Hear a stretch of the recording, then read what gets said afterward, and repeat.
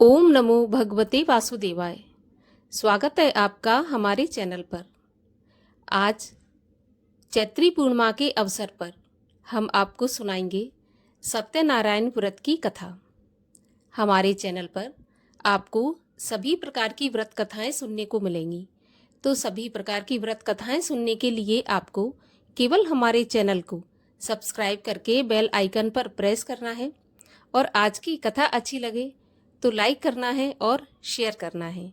साथ ही साथ comment box में ओम नमो भगवते वासुदेवाय भी अवश्य लिखना है। तो चलिए अब हम सुनते हैं सत्यनारायण व्रत की कथा।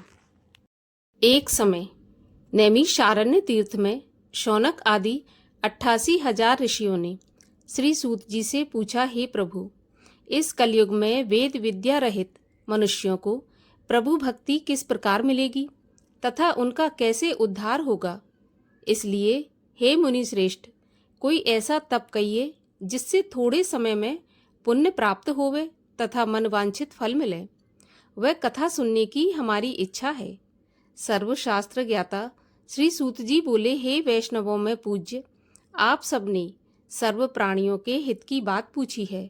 अब मैं उस श्रेष्ठ व्रत को आप लोगों से कहूँगा जिस व्रत को नारद जी ने लक्ष्मी नारायण से पूछा था और श्री लक्ष्मीपति ने मुनि श्रेष्ठ नारद से कहा था। सो ध्यान से सुनो। प्राचीन काल में काशीपुरी में एक अति निर्धन और दरिद्र ब्राह्मण रहता था। वह भूख प्यास से व्याकुल हो भटकता फिरता था। एक दिन उसकी दशा से व्यथित होकर विष्णु भगवान ने बूढ़े ब्राह्मण के रूप में प्रकट होकर ब्राह्मण को सत्यनारायण व्रत का विस्तार पूर्वक विधि विधान बतलाया और अंतर्ध्यान हो गए। ब्राह्मण अपने मन में श्री सत्यनारायण व्रत करने का निश्चय करके घर लौट आया और इसी चिंता में उसे रात भर नींद नहीं आई।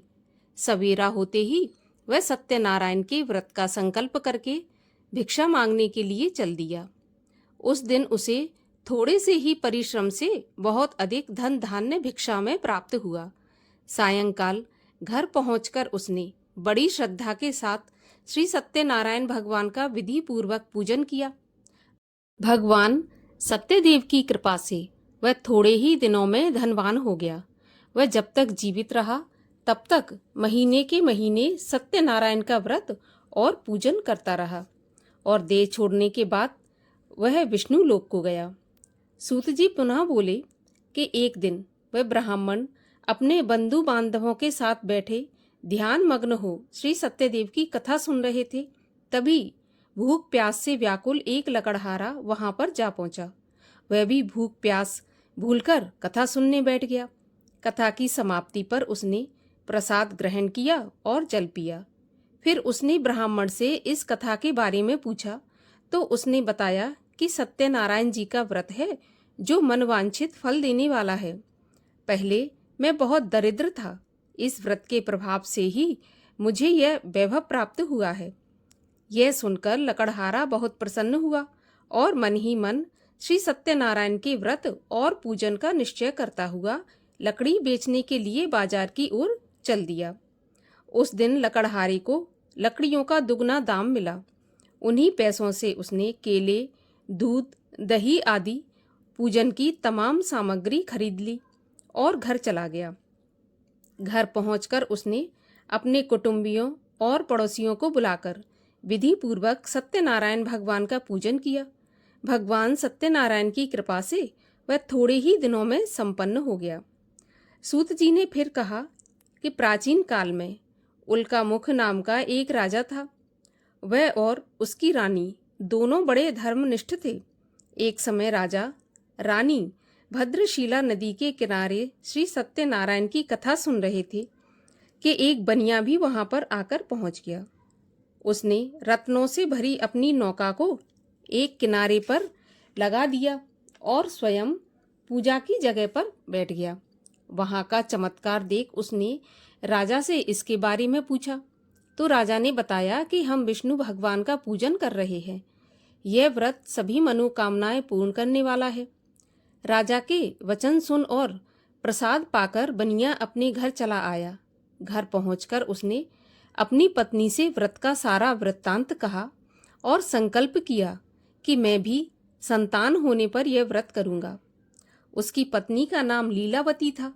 सत्यदेव की कृपा से वह कुछ ही दिनों बाद गर्भवती हो गई और 10 महीने पूरे होने पर उसने एक कन्या को जन्म दिया। कन्या का नाम कलावती रखा गया और वह चंद्रमा की कलाओं के समान नित्य प्रति बढ़ने लगी। एक दिन अवसर पाकर लीलावती ने अपने पति को सत्यदेव का व्रत करने की बात याद दिलाई तो उसने कहा कि मैं यह व्रत कन्या के विवाह के समय करूंगा। यह कहकर बनिया अपने कारोबार में लग गया।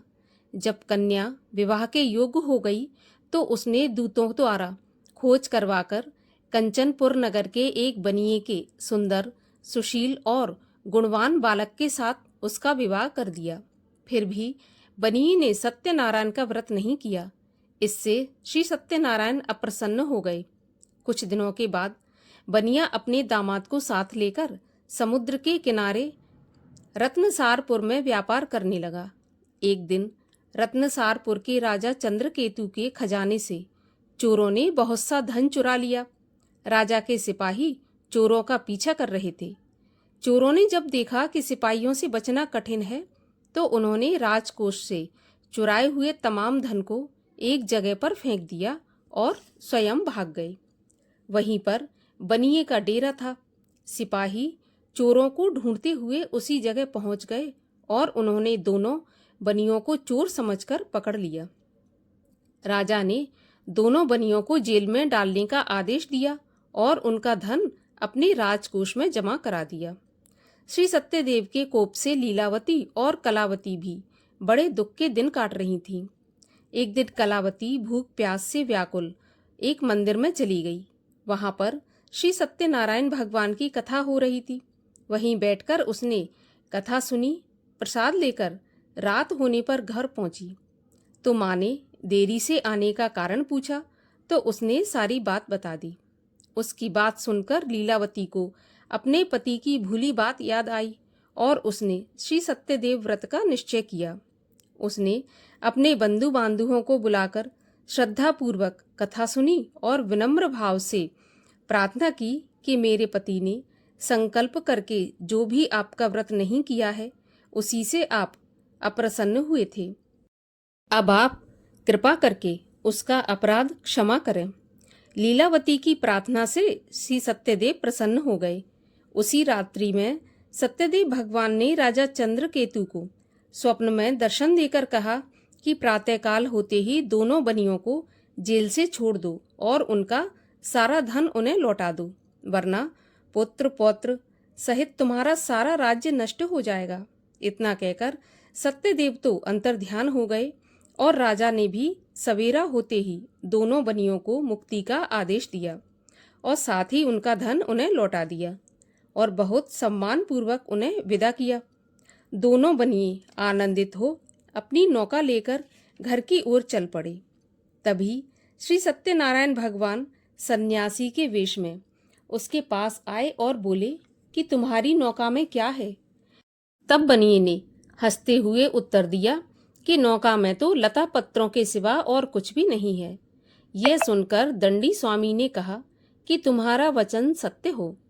स्वामी के चले जाने पर बनिए ने देखा कि नौका हल्की होकर ऊपर उठ रही है। उसे बड़ा कौतूहल हुआ और देखा कि बेहोश होकर गिर पड़ा। किंतु दामाद ने कहा कि इस प्रकार घबराने से काम नहीं चलेगा। यह सब उन्हीं स्वामी की ही करामात है। चलकर उनसे ही प्रार्थना की जाए तो फिर वैसा ही हो जाएगा। दामाद की बात मानकर बनिया स्वामी के पास पहुंचकर उनके चरणों में गिर पड़ा और बार बार उनसे क्षमा मांगने लगा।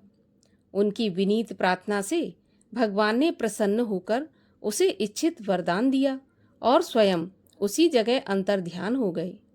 बनिए ने नाव के पास जाकर देखा तो वह धन रत्नों से भरपूर थी। तब उन्होंने वहीं पर श्री सत्यदेव का पूजन किया और कथा सुनी। फिर वह घर की ओर चल दिए। अपने नगर के पास पहुंचकर बनिए ने लीलावती के पास अपने आने का समाचार भेजा। लीलावती उस समय श्री सत्यनारायण की कथा सुन रही थी।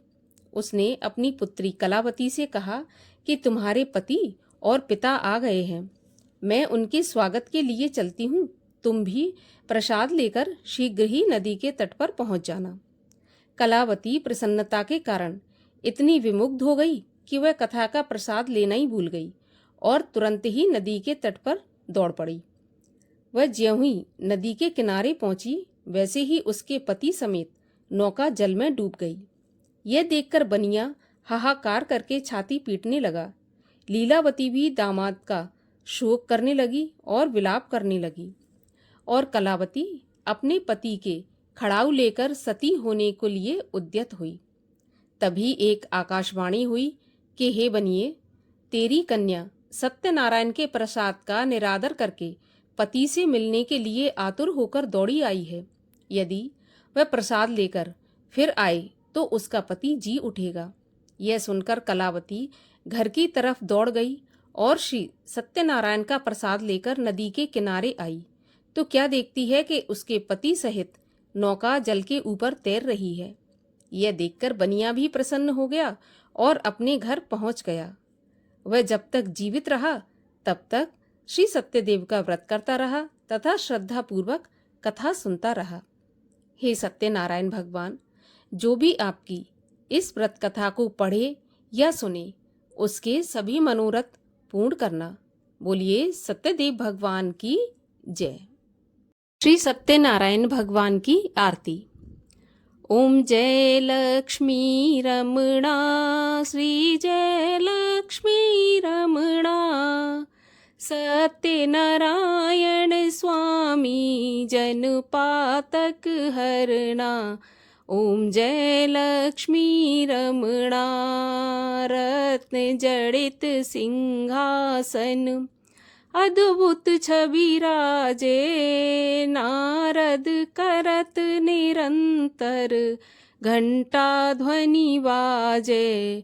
ओम जय लक्ष्मी रमणा, प्रकट भये कली कारण, द्विज को दरस दियो, बूढ़ा ब्राह्मण बन कर कंचन महल कियो।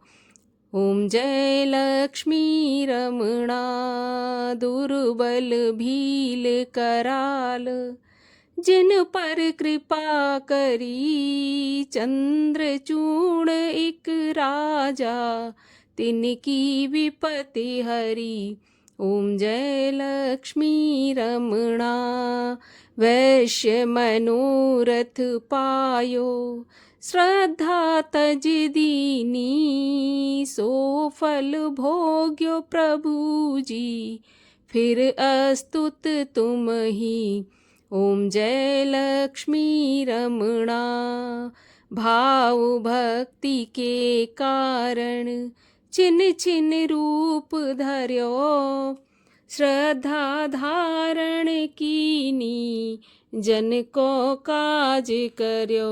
ओम जय लक्ष्मी रमणा, ग्वाल बाल संग राजा, मन में भक्ति करी, मन वांछित फल दीनो, दीन दयाल हरि। ओम जय लक्ष्मी रमणा, चढ़त प्रसाद सवायो, कदली फल मेवा, धूप दीप तुलसी से, राजी सत्य देवा। ओम जय लक्ष्मी रमणा, सत्यनारायण जी की आरती जो कोई जन गावे, तन मन सुख संपत्ति सब, मन वांछित फल पावे। ओम जय लक्ष्मी रमणा। बोलिए सत्यनारायण भगवान की जय।